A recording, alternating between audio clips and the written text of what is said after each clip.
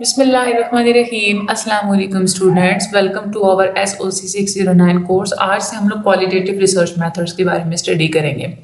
वैसे तो आप लोगों का ये वाला जो सब्जेक्ट है बिल्कुल छोटा सा है, इतना ज़्यादा कोई लंबा नहीं है। जो मोस्टली तो जो लेक्चर्स हैं वो जस्ट दो दो पेजेस के हैं, कुछ थोड़े से बीच में कुछ लेक्चर्स हैं जो हर 3 पेजेस के हो जाएंगे। तो बिल्कुल ही शॉर्ट सा आपका है और बहुत ही ईजी सा है, लेकिन ये है कि इसके पेपर्स जो है ना वो ज़्यादातर कंसेप्चुअल आते हैं। तो कंसेप्ट एक तो बिल्ड करना आप लोगों के लिए बहुत ज़्यादा इंपॉर्टेंट है। जो मैं लेक्चर्स में आप लोगों को बातें बताती जाऊंगी वो अपने अपने माइंड में बिठाते जाना है। और जो मैंने हाईलाइट किया हुआ है ना, ये आप लोग साथ साथ वीडियो को चाहे तो पॉज करके अपने हैंडआउट में इसको साथ साथ आप लोग हाईलाइट कर लिया करें, ठीक है। वैसे तो जो है वो हाईलाइटेड हैंडआउट्स जो है वो स्टूडेंट्स कह रहे थे, जो कि मैं प्रोवाइड भी कर देती हूँ। लेकिन ज़्यादातर यूँ होता है कि बहुत सारे ऐसे लोग हैं जो हैंडआउट्स दूसरे नॉर्मली लेके तो उसको उन्होंने जो है ना वो अपने पास है हाईलाइट किया हुआ होता है, वो डिफरेंट होता है। साथ में जस्ट उन्होंने नाम जो है ना वो मेरा लिखा हुआ होता है और अंदर अपने LMS हैंडलिंग की प्रमोशंस वगैरह की हुई होती है। तो मैं कोई किसी किस्म की LMS हैंडलिंग भी नहीं करती। हाँ, पेड ट्यूशंस के बारे में अभी मैं कुछ सोच रही हूँ कि कोई पेड ट्यूशन, कुछ बच्चे होते हैं ना जो कि मतलब फेस बाय फेस जो मतलब 1-on-1 बेसिस पे सेशंस लेना चाह रहे होते हैं अपनी ट्यूशंस के हवाले से, जिस पे वो क्वेश्चंस कर सके पूरे लेक्चर के हवाले से। तो उसके बारे में भी मैं सोच रही हूँ। टाइम मैनेजमेंट का थोड़ा सा है इशू, तो अभी इस सेमेस्टर में जो लेक्चर्स की जो अपलोडिंग है वो भी जो है वो लेट हो चुकी है। I am sorry for that, but इंशाल्लाह मैं मिड टर्म से पहले पहले आपको ये सारे लेक्चर्स ज़रूर जो है वो मैं कवर करवा दूंगी। मिड टर्म स्टार्ट आपका होगा 2024 है ना अभी, तो इसमें आपके 9 दिसंबर से आपका मिड टर्म स्टार्ट होगा। तो 9 दिसंबर से पहले पहले जो है ना वो इंशाल्लाह मैं कोशिश करूंगी कि मैं इसको कंप्लीट कर दूँ, ठीक है। तो बाकी आप लोग डिस्कॉर्ड लाजमी ज्वाइन कर लीजिएगा। चैनल की फर्स्ट प्लेलिस्ट में आप लोग जाएं, वहाँ पे फर्स्ट वीडियो पड़ी है प्लेलिस्ट में, आप लोग उसको देखें, उसको फॉलो करते हो आप लोग हमारा प्लेटफॉर्म डिस्कॉर्ड ज्वाइन कर सकते हैं। वहाँ पे आप मुझसे कोई भी सवाल हो आप लोग पूछ सकते हैं। आप लोगों को कोई फाइल्स वगैरह जो चाहिए होती है, वैसे तो मैंने आप लोगों को कई दफ़ा फाइल्स वगैरह पर रिलाय ना किया करें, बट फिर भी आपको हैंडआउट्स वगैरह चाहिए वो भी आप लोग वहाँ से मिल जाएंगे। अपने फेलोज के साथ आप लोग इंटरेक्ट कर सकते हैं, मिल के आप लोग पढ़ सकते हैं, तो आप लोग वो इजीली जो है वो ज्वाइन कर सकते हैं। हम लोग चलते हैं अपने आज के लेक्चर की तरफ। सबसे पहले तो हम लोग इंट्रोडक्शन देखेंगे क्वालिटेटिव रिसर्च का। अच्छा, दो टर्म्स यहाँ पे यूज हुए हैं, एक है मेथोडोलॉजी और दूसरा है मेथड। मेथोडोलॉजी क्या होता है? रिसर्च को कंडक्ट करने का जो पूरे का पूरा प्रोसीजर होता है, उस सारे के सारे प्रोसीजर को हम लोग बोलते हैं मेथोडोलॉजी। लेकिन मेथड क्या होता है? मेथड जो होता है ना वो मेथोडोलॉजी का एक हिस्सा होता है जस्ट, ठीक है। तो आप लोगों ने कभी भी इन दो चीजों को आपस में मिक्सअप नहीं करना। ये आप लोगों का MCQs भी बहुत ज्यादा इंपॉर्टेंट है। उसके बाद आपने ये भी देखा होगा कि एक हम लोग टूल्स फॉर डेटा कलेक्शन का लफ्ज इस्तेमाल करते हैं, दूसरा हम लोग टेक्निक्स फॉर डेटा कलेक्शन का लफ्ज हम लोग इस्तेमाल करते हैं क्वालिटेटिव रिसर्च में। ये दोनों अलग अलग चीजें हैं, इनको हम लोग आगे डिटेल में जाके फर्दर आगे के लेक्चर्स में हम लोग स्टडी भी करेंगे। अच्छा, जब आप लोग एक डेटा जब आप लोग कलेक्ट कर लेते हैं तो उसके बाद सबसे ज़्यादा इम्पॉर्टेंट चीज़ ये है कि आपको डेटा को मैनेज करना आना चाहिए और डेटा को एनालाइज करना आना चाहिए, वरना आप लोगों की सारी एफर्ट बिल्कुल तबाह हो जाएगी। ज़्यादातर लोग होते हैं जो डेटा को इकट्ठा तो कर लेते हैं, लेकिन उनको ये नहीं पता होता कि उन्होंने डेटा को मैनेज कैसे करना है। आजकल के जदीद दौर में तो वैसे बहुत सारी मॉडर्न टेक्निक्स हैं, हमारे पास मुख्तलिफ किस्म के टूल्स होते हैं जिसकी मदद से आप लोग अपने क्वालिटेटिव डेटा का एनालिसिस कर सकते हैं।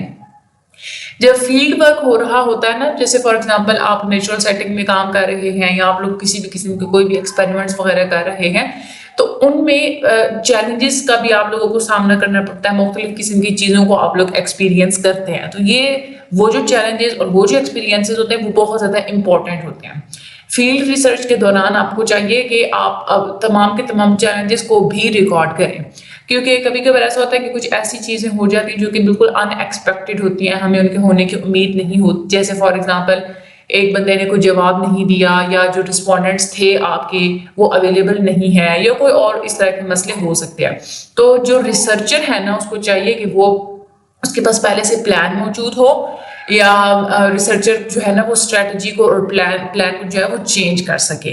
वो जगह को भी चेंज कर सकता है, पॉपुलेशन को भी चेंज कर सकता है, अकॉर्डिंगली सिचुएशन को भी चेंज कर सकता है।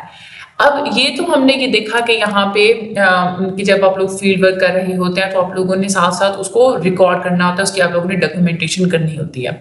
लेकिन पाकिस्तान की अगर हम लोग बात करें तो पाकिस्तान में इस तरह की चीज़ों की डॉक्यूमेंटेशन नहीं की जाती।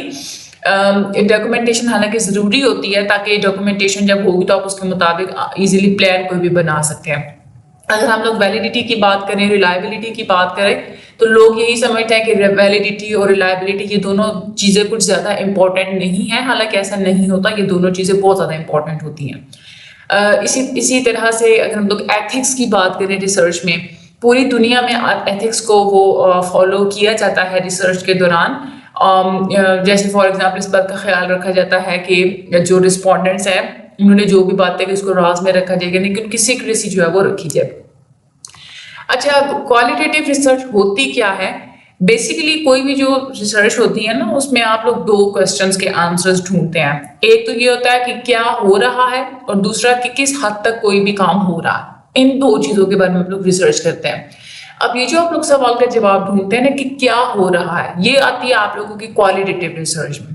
क्वालिटेटिव रिसर्च करके आप लोग इस सवाल का जवाब ढूंढते हैं। लेकिन जो क्वांटिटेटिव रिसर्च होती है ना, वो दूसरे सवाल का जवाब जो है वो ढूंढती है, यानी कि कोई चीज किस हद तक हो रही है। ये आप लोग क्वांटिटेटिव रिसर्च में देखते हैं। क्वांटिटेटिव रिसर्च में आप लोग पहले से मौजूद किसी थ्योरी को ही टेस्ट करते हैं। इसको हम लोग कहते हैं कि इसके अंदर ये एक डिडक्टिव नेचर की होती है, डिडक्टिव अप्रोच का इस्तेमाल किया जाता है क्वांटिटेटिव रिसर्च के अंदर। ये बहुत इंपॉर्टेंट है आप लोगों के एमसीक्यू के हवाले से, क्योंकि क्वांटिटेटिव रिसर्च में आप लोग क्वांटिटी बताते हैं, लोगों की इतनी परसेंटेज ये करती है, ग्राफ्स के थ्रू, परसेंटेजेस के थ्रू आप लोग नंबर्स में जो है ना अपने रिजल्ट्स को बताते हैं। लेकिन जो क्वालिटेटिव रिसर्च होती है उसमें आपने एक नई थ्योरी बनानी होती है। फॉर एग्जांपल आप ये कहते हैं कि गलत लैंग्वेज का इस्तेमाल करना एक बैड हैबिट है, ठीक है। आप लोग इस तरह से उसके मुताबिक अब आपने ये थ्योरी बनाई, फिर आप लोग डेटा को कलेक्ट करेंगे इस तरह से। लेकिन कुछ अब कल्चरल कंटेक्स्ट होते हैं जहाँ पे अब्यूसिव लैंग्वेज का इस्तेमाल करना नॉर्मल समझा जाता है। जैसे आप फ्रेंड्स में बैठे हैं तो अब्यूसिव लैंग्वेज ज़्यादातर लोग जो है वो यूज़ करते हैं, कहते हैं आप फ्रेंडनेस है तो इसमें अब्यूसिव लैंग्वेज हम यूज़ कर सकते हैं। बेसिकली अगर आप लोग देखें तो क्वालिटेटिव रिसर्च की जो नेचर है वो इंडक्टिव होती है, ठीक है। क्वांटिटेटिव की कौन सी होती है? डिडक्टिव होती है, और जो क्वालिटेटिव होती है ना वो इंडक्टिव होती है। और क्वालिटेटिव रिसर्च सब्जेक्टिव एक्सपीरियंसेस के ऊपर फोकस करती है, यानी कि हर बंदे के अलग अलग एक्सपीरियंसेस होते हैं ना। और लोग इसमें ऑब्जेक्टिविटी वैसे क्वालिटेटिव रिसर्च के अंदर इतनी ज़्यादा नहीं होती। क्वांटिटेटिव जो रिसर्च होती है उसके अंदर ऑब्जेक्टिविटी बहुत ज़्यादा होती है। एग्जैक्टली आप लोग चीज़ को बता रहे होते हैं जैसे कुछ चीज़ होती है, ठीक है। इस तरह से क्वालिटेटिव रिसर्च में आप सिंबल्स और जेस्चर्स वगैरह को भी यूज़ करते हैं। सिंबल्स और जेस्चर्स को खास इंपॉर्टेंस दी जाती है क्योंकि उनके एक प्रॉपर मीनिंग्स होते हैं। डिफरेंट किस्म के कल्चर्स में डिफरेंट मीनिंग्स अटैच किए जाते हैं सिंबल्स के साथ और जेस्चर्स के साथ। अब यहाँ पे इन्होंने पूरा डिफरेंस बताया हुआ है क्वालिटेटिव रिसर्च का और क्वांटिटेटिव रिसर्च का। This is very important for you, long question. अच्छा, जो क्वांटिटेटिव रिसर्च होती है उसमें आप इंसानों के बिहेवियर को क्वांटिफाई करते हैं, और जो क्वालिटेटिव रिसर्च होती है उसकी वो थोड़ी कल्चरली स्पेसिफिक होती है। हर कल्चर के हिसाब से आपके रिजल्ट्स आपको डिफरेंट मिलेंगे। क्वालिटेटिव रिसर्च आप लोग तब इस्तेमाल करते हैं जब आप लोगों के ओपिनियंस जानना चाह रहे होते हैं, हैबिट्स वगैरह जानना चाह रहे होते हैं। तो क्वालिटेटिव रिसर्च में आप लफ्ज़ों का इस्तेमाल करते हैं, सिंबल्स का इस्तेमाल किया जाता है। हर लफ्ज़ के डिफरेंट किस्म के मीनिंग्स होते हैं डिफरेंट कल्चर्स में, उसको इंटरप्रेट किया जाता है, ठीक है। हर वर्ड की एक सेंसिटिविटी होती है, उसको जो है वो इंटरप्रेट किया जाता है। तो यहाँ पे डिफरेंसेस ये बहुत ज़्यादा इंपॉर्टेंट है। सबसे पहले तो हम लोग देखेंगे कि मकसद यानी कि पर्पस के लिहाज से क्या डिफरेंस है। तो क्वांटिटेटिव रिसर्च आप लोग क्यों करते हैं? कोई हाइपोथेसिस टेस्ट करने के लिए या कोई स्पेसिफिक रिसर्च क्वेश्चन है तो उसके बारे में रिसर्च करने के लिए आप लोग क्वांटिटेटिव रिसर्च करेंगे। लेकिन अगर आपने आइडियाज डिस्कवर करने हैं, आपने चीज़ों को एक्सप्लोर करना है, तो फिर आप लोग क्वालिटेटिव रिसर्च करेंगे, क्योंकि क्वालिटेटिव रिसर्च में आप लोग एक्सप्लोरेटरी रिसर्च को यूज करते हैं। आप चीज़ों को एक्सप्लोर कर रहे होते हैं। क्वांटिटेटिव रिसर्च जो होती है ना उसमें आप लोग चीज़ों की पैमाइश करते हैं, उनको आप लोग मेजर करते हैं, उसको आप लोग टेस्ट करते हैं। लेकिन जो क्वालिटेटिव रिसर्च होती है ना उसमें आप लोग जस्ट चीज़ों को ऑब्जर्व करते हैं और आप लोग इंटरप्रेट करते हैं। जो क्वांटिटेटिव रिसर्च होती है इसमें एक स्ट्रक्चर्ड सी रिस्पॉन्स कैटेगरीज आप लोग बंदे को देते हैं, बंदों को। जैसे फॉर एग्जांपल आप लिकर्ट स्केल पे दे देंगे एग्री, डिसएग्री, न्यूट्रल, इस तरह से जो लिकर्ट स्केल पे आप लोग रिस्पॉन्स दे देंगे तो या आप लोग एमसीक्यूज की फॉर्म में आप लोग दे देंगे, नंबर्स की फॉर्म में डेटा जो है वो कलेक्ट करते हैं। तो आप यानी कि आप खुद आंसर्स ऑप्शंस आपने दिए हुए होते हैं तो बंदे उन ऑप्शंस में से आंसर्स को चूज करते हैं। लेकिन जो क्वालिटेटिव रिसर्च होती है उसमें आपकी जो भी डेटा कलेक्शन होती है वो अनस्ट्रक्चर्ड होती है। कोई भी बंदा वो अपनी मर्जी से जैसे चाहे वो आंसर दे सकता है क्योंकि उन्होंने जुमलों की फॉर्म में, लफ्ज़ों की फॉर्म में बोलना होता है। जो क्वांटिटेटिव रिसर्च होती है ना उसमें जो रिसर्चर होता है वो ज़्यादा इन्वॉल्व नहीं होता, इसलिए रिजल्ट्स ऑब्जेक्टिव होते हैं। लेकिन जो क्वालिटेटिव रिसर्च होती है वहाँ पे रिसर्चर बहुत ज़्यादा इन्वॉल्व होता है, इसलिए जो रिजल्ट्स होते हैं वो सब्जेक्टिव होते हैं। क्वांटिटेटिव रिसर्च में आप लोगों को बड़े बड़े सैंपल्स चाहिए होते हैं ताकि आप लोग उन रिजल्ट्स को ज़्यादा जनरलाइज कर सकें, आप उन रिजल्ट्स की बेस पे बात कर सकें कि आम तौर पे ऐसा होता है। तो कोई चीज़ आम तौर पे ऐसे होती है, इस बात को जानने के लिए जाहिर है कि आपने बड़े पैमाने पे रिसर्च की हो, ज़्यादा लोगों को आप लोगों ने स्टडी किया हो। लेकिन जो क्वालिटेटिव रिसर्च होती है ना उसमें आप लोग सैंपल्स छोटे छोटे लेते हैं क्योंकि एक तो हमने ये देखा ना कि अनस्ट्रक्चर्ड सा होता है, टाइम बहुत ज़्यादा लगता है, नेचुरल सेटिंग्स में आप लोग ज़्यादातर करते हैं इसको। जो क्वांटिटेटिव रिसर्च होती है उसमें वो डिस्क्रिप्टिव रिसर्च उसमें यूज़ की जाती है, कॉजल रिसर्च यूज़ की जाती है, कॉज एंड इफेक्ट रिलेशनशिप ढूंढे जाते हैं, देखे जाते हैं। लेकिन जो आप लोगों की क्वालिटेटिव रिसर्च होती है वो एक्सप्लोरेटरी रिसर्च होती है, उसमें आप लोग जस्ट चीज़ों को एक्सप्लोर करते हैं। ठीक है, तो ये बहुत ज़्यादा इंपॉर्टेंट है। पूरे का पूरा टेबल आपने अच्छी तरह से इसको करना है, आप लोगों के एमसीक्यूज के लिहाज से भी बहुत ज़्यादा इंपॉर्टेंट है और आप लोगों के लॉन्ग के लिहाज से भी बहुत ज़्यादा इंपॉर्टेंट है।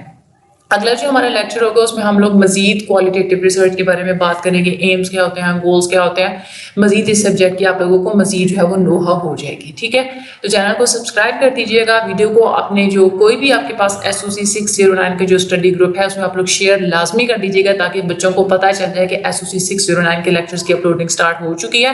बाकी मुझे भी दुआ में याद रखिएगा।